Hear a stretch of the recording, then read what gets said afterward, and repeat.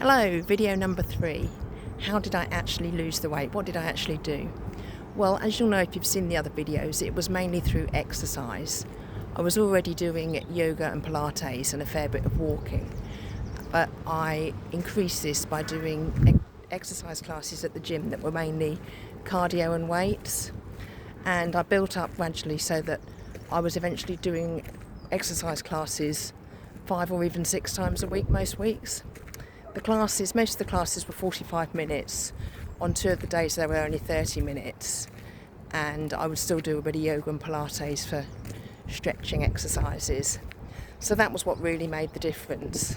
With regards to food, my diet was already primarily whole food, plant-based. It was already quite healthy. I don't overeat. But what I did do was switch to eating more mindfully.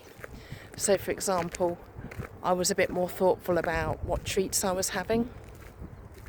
I'll give you an example. If I walk to the gym, my run app told me that burned 190 calories. So that for me meant that I could have a protein bar that was 190 calories as a treat, as a reward for walking there and back. Also, I quite like to have a little sweet treat or something at the end of the day. But instead of having the whole bar, I like those Naked Cocoa Delight bars. Instead of having the whole one, I would just maybe have half of it or even just a mouthful if I was already quite full, because it wasn't the food that I needed. It wasn't to fill me up, it was just for the taste.